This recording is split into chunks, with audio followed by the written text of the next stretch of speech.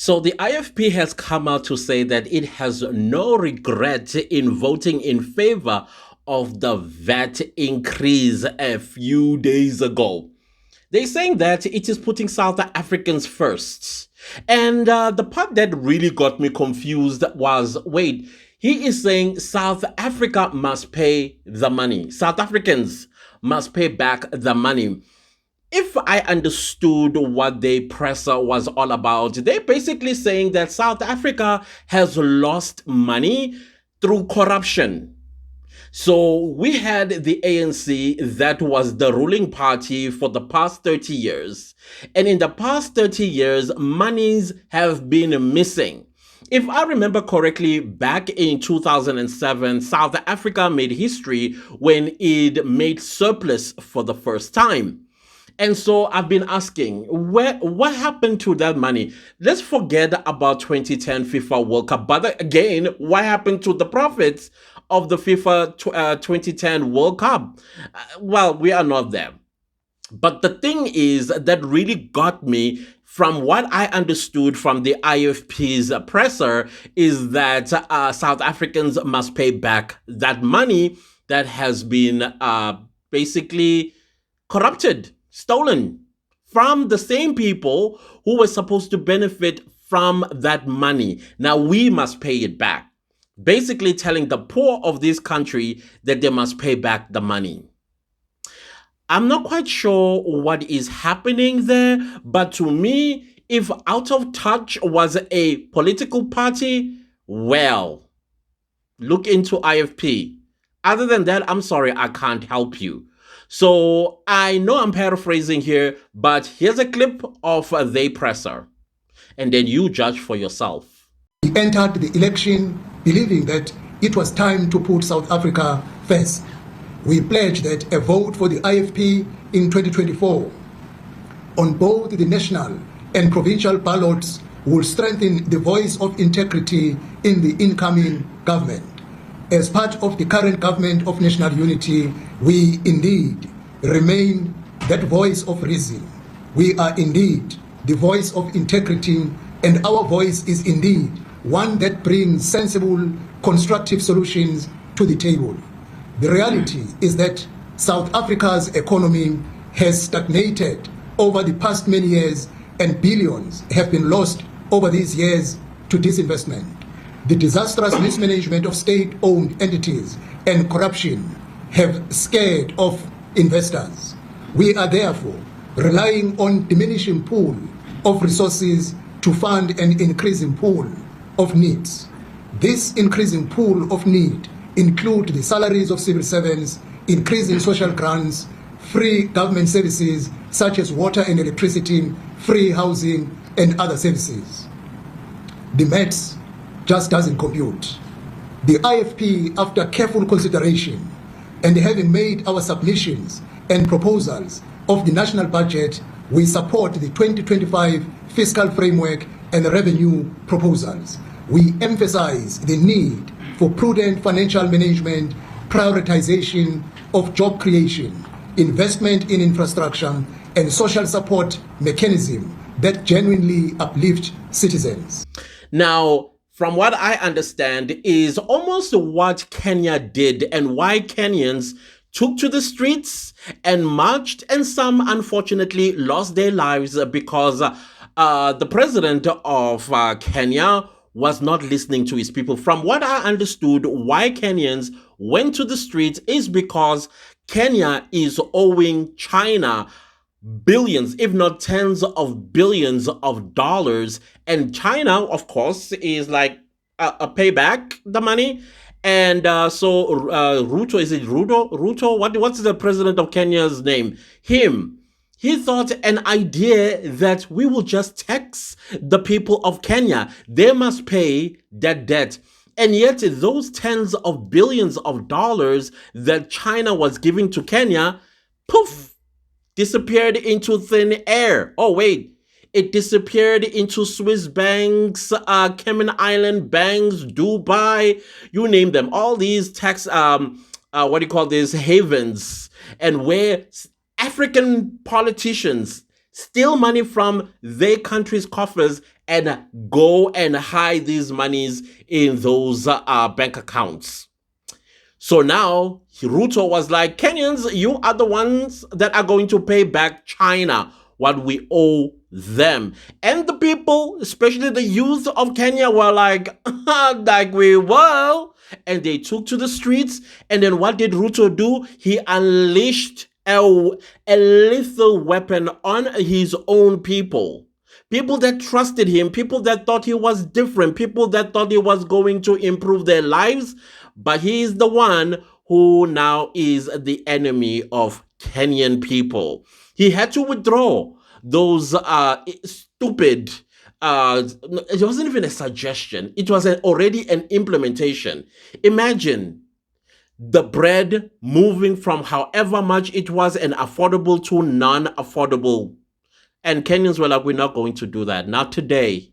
Not in our lifetime. So now, take that and bring it to South Africa. And now we are being told by the IFP that VAT increase is putting South Africans first. How is that putting South Africans first when we live in a country that inequality is so brazen? So brazen. And even those that have, they're also still complaining about VAT increase. If people that have are complaining, can you imagine the have-nots? And then you think that is putting South Africans first, whether rich or poor? No, you're not. And then my favorite is Action SA. Action SA, which I'm going to read something that they have turned around. They turned around because they got caught out for selling out the people of South Africa and also misleading those that voted for Action SA. Remember, they said they were never going to work with the ANC, blah, blah, blah, blah, blah. And apparently they're part of the standing committee, the Parliamentary Standing Committee on Fiscal Framework, where the budget, it is where it's debated and amended and all these things. And then Action SA decided to come with recommendations which are not binding legally. What's binding is the document that the ANC put in front of them and said, guys, let's have a discussion, but this is where the route we are taking for the people of South Africa that we do not like. So please don't like South Africans along with us by supporting this budget of 0.5% increment in VAT in 2025 and another 0.5% increment in VAT 2026, which is going to make 1%. And of course, how do you think that is going to go with the poorest of this country when they have to go and buy things? Do you think that 370 Rand is anything? Which is still nothing in today's South Africa. But that would be like returning the 370 Rand back to the government. So Action SA is trying to act all smart on us because they voted with the ANC, and as a result, that is why we are in this mess. We are in, as of the 1st of May 2025, VAT goes up, and I keep getting SMSs and emails from other stuff that I even forgot I had, telling me that as of the 1st of May, your subscription or your payment for this and payment for that will increase. Thank you, Action SA. Anyways, Action SA stands firm. Yeah, scrap VAT increase before GNU negotiations. You know, when I saw that, I laughed. They want it scrapped. That means they want what they've done to be reversed. They want it to be reversed. Do you think you can do a deal with the devil and the devil is going to turn around and say, oh, you are right. You're absolutely right. Okay, we will reverse. And people who understand how the devil appears, he never appears with horns, carrying a fork, red in color, with fiery lake all over him. No, he comes with a silver tongue. He will make promises that things that do not exist. And then you, like the fool that you are, Action SA, you are going to say, we blocked the hike of the VAT by the ANC when in fact you supported it. And now you are here to try and make fools of South Africans. Let's continue reading this article. Action SA has responded to recent media reports suggesting the ANC's National Working Committee plans to reconfigure the government of national unity by saying they will not entertain this idea until the VAT increase is reversed. I'm not going to go any further than this because it is an article that is pretty long. And the point that I'm trying to stick here with is that now, after waking up and realizing that South Africans are no longer trusting Action SA, now suddenly they want what they have done to be reversed. They want what was done by them. They sold South Africans to the devil, and now they want it reversed. Do you think the ANC is going to do that? Let me whisper something to you, Action SA. ANC hates South Africans. Rich, poor, middle class, you name them. They don't like us. So they're going to stick to it. If they do listen to you, I mean, they don't care whether you are going to be in the GNU, if it's reconfigured or not. What remains is that as of the 1st of May 2025, our lives are going to change for the worse, and it is thanks to you. You have not come to explain yourself. IFP at least had a pair to come and tell us that they have no regrets. That's what, I mean, they are owning what they have done.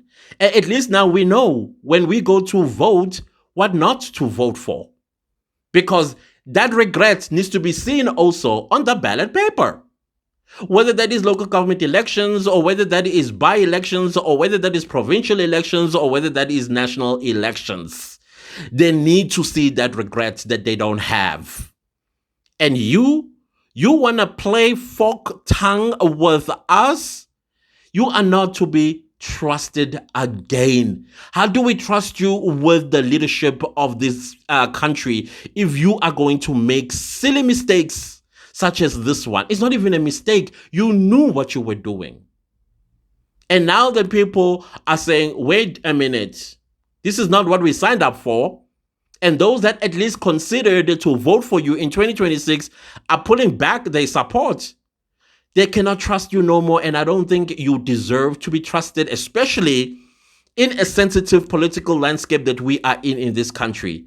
And now you want us to pay back the money that was stolen. We didn't even benefit from those monies. And you want us to pay back that money so that you can pay debts? I'm sorry. This is not going to be us. You got to go and learn. Go and learn. Go and learn. Because now, the little savings that we had, gone. Thanks to you. But other than that, South Africans, at the end of the day, it is your choice. It is your vote. It's your prerogative. If you want to be beaten, or if you want to have what is called battered wife syndrome. If you have not had enough of the blows and the blue eyes, and then you tell your friends, oh, I hit myself against the door. Because that's exactly what you are telling yourself every single time you vote for these people. They will come back and beat you and keep beating you and keep beating you until you submit to them. Can you not submit to them? Save yourselves, save your families, save the little that you have, because no jobs are going to be created after here. That's one thing we need to understand. Anyways, those are my thoughts, and I was like, wow, this is very much wow. This is very much wow. At least IFP, we know where you stand. Action SA, stand your ground. You sold us out, and that is that. That's your ground you stand on. Other than that, guys, please do not leave this video without liking, sharing, commenting, and subscribing. And see you next time with a new video. Goodbye. Oh, by the way, thanks for the super thanks. Thank you. Thank you very much. Bye.